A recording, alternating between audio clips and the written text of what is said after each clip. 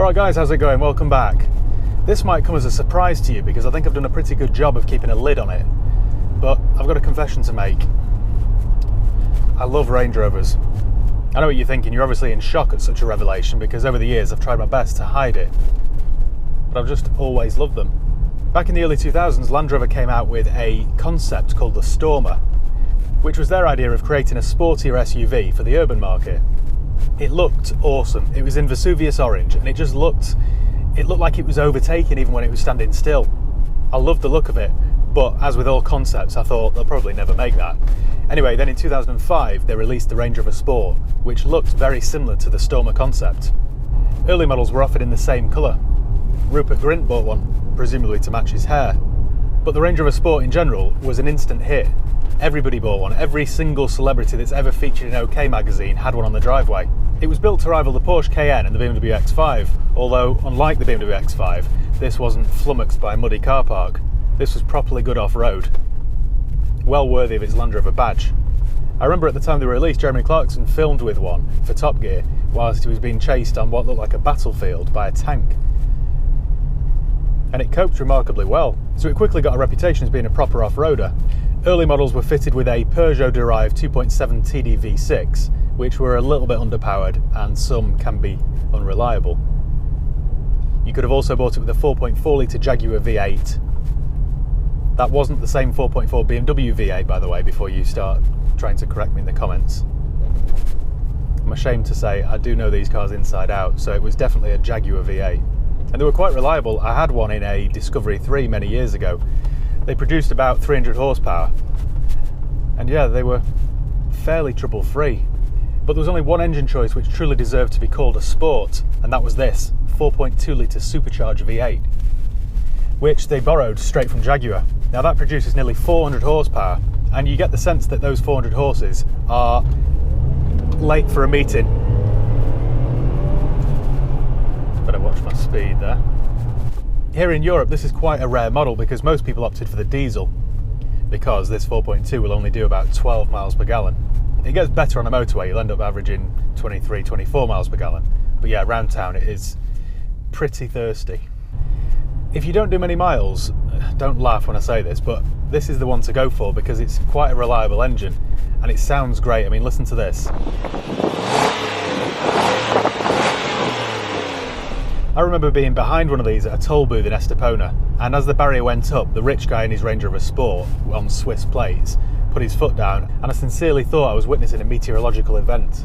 At low speeds they sound good, you can just hear that faint burble of the V8, but as you start to wind them up you can hear the shrill of the supercharger. Do you remember that scene from Casino Royale where 007 pretends to be a valet and crashes that gold V8 Range Rover Sport into a load of parked cars? I was watching that the other day and you can hear the V8 rumble. It's one of my favourite scenes actually from that film. Anyway, when this came out I was living in southern Spain and I was working for an internet company fitting internet at people's houses, which was as dull as that sounds. But anyway, every single day we'd go to these mega mansions on the Golden Mile in Marbella, and as sure as they had a doorbell, an electric gate and a Filipino housekeeper, they had a Range Rover Sport. Every single one of them had a Range Rover Sport. They were so popular it just got that predictable. I still think they look good now, 15 years later. I know they've dated a little bit because the new models have come out, but I still think as a design, as a concept, I still think it looks good. So if you floor this 4.2 litre Supercharged V8, it's still got some get up and go. And that's the speed limit. It revs to around 5,500 revs before it changes up. That's when you can really start to hear the supercharger. The interiors were always a little bit disappointing. They were nowhere near as good as the L322, nowhere near as luxurious or as well finished. Some of the plastics, particularly this one that covers the ashtray, are unforgivably cheap and flimsy feeling. There is on this one a little bit of, I don't know whether it's tyre noise or a wheel bearing or diff or something. There's a little bit of hum as you drive along. The driving position though is a typical Range Rover, it's excellent. You sit up high, visibility is excellent, you've got one elbow resting here on the armrest. Everything's just nice and easy. It's still a pleasure to drive this. I'd forgotten just how responsive the 4.2 litre was. I've recently driven one of these with a 2.7 litre diesel and you have to mash your foot into the carpet a little bit for anything to happen. Whereas this, if you do the same sort of thing, you'll end up taking out your garden wall. I never really liked the steering wheel on these Sports compared to the Vogue. They're just not as nice to touch. I do like the horn buttons though.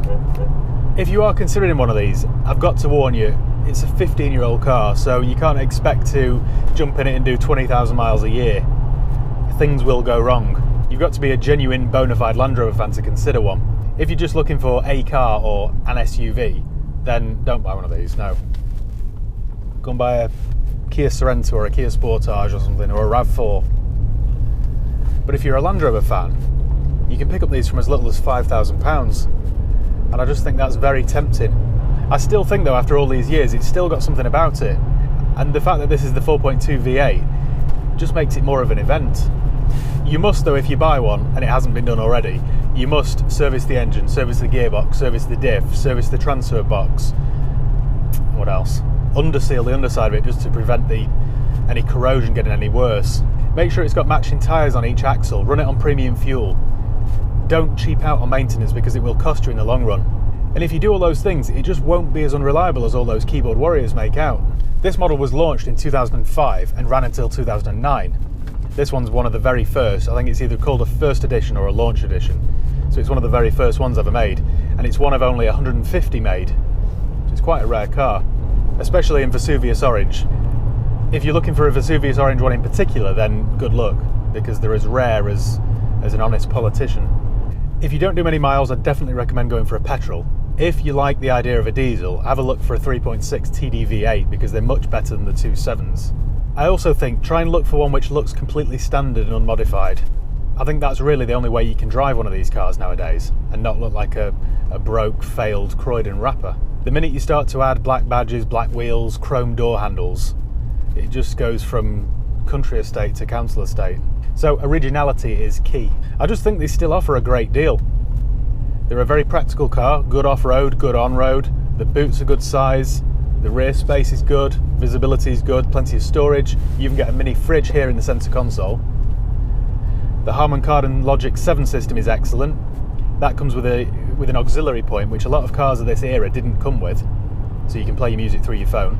It comes with a touchscreen sat-nav system, which was quite ahead of its time. So yeah, it's still got a lot going for it. So that's pretty much it for the Mark 1 Range Rover Sport.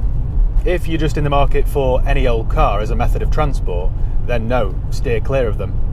But if you're a Range Rover fan, well, you won't need much encouragement from me. So thanks once again for watching. Make sure you give the video a thumbs up if you enjoyed it. Make sure you subscribe if you haven't done already. You can follow me on Facebook, Instagram, Twitter. I'll leave the link below. If you've got any comments or questions, let me know, and I'll do my best to get back to you. So yeah, cheers guys. I'll see you next time.